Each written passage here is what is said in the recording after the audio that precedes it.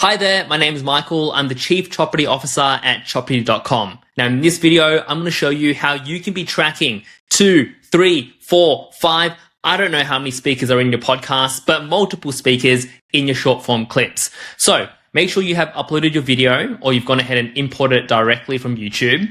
Once that's done and the clips have been generated, they'll sit inside a folder. Once the folder is ready, click into your folder and you'll find all your clips sitting inside.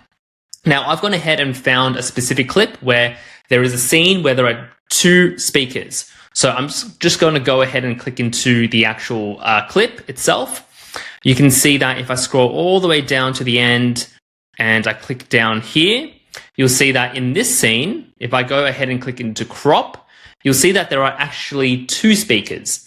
Now, all you need to do is, and let me just explain this, our AI will try its best to detect the speakers, but it'll also try to detect where it wants to focus the attention.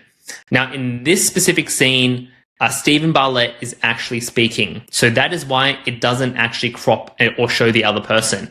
Now, this is why Choppity is such a great tool and it differentiates itself from other AI clipping tools, is that we actually allow you to do editing with pro features after the clips have been generated, a full video editing experience. So you can go to your crop box controls and you can add an extra crop box. You can see that I'll grab the second one and I'll position it over the second speaker. As you can see, I can go ahead and resize this one so I can position Stephen perfectly in the center. If you make it smaller, it will zoom closer in to Stephen. If I make it bigger, it will zoom further out. And over here, you can see that now we have 2 speakers.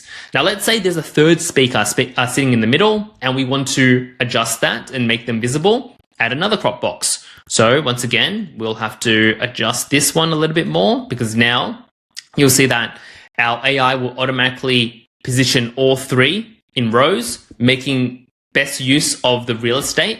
So over here, let's just pull this out. Let me just pull this one down, pull this one out, reduce that size. You can also click over on the right-hand side to drag this out further so they all fit perfectly. And once again, you could imagine that, let's just say the third person is the base of this table, right? You can add as many people as you want. If you add crop box number 4, once again, it will automatically try to fit them all onto the same screen. So, final tip here is that I'm going to delete the crop boxes that we don't need. Let me just go ahead and zoom Stephen in.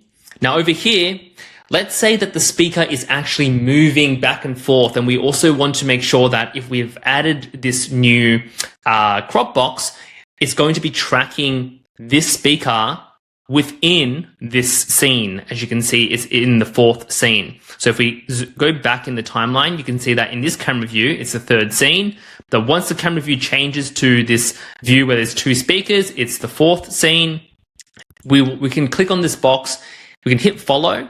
This is going to initiate the analysis process. So our AI is actually processing and tracking the speaker.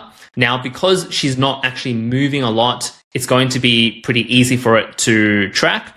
And now this crop box originally was already tracking Stephen Bartlett, so you don't actually need to make any amendments there. All right, so you will know that the following has been completed, or the process, once the toggle or the button turns unfollow.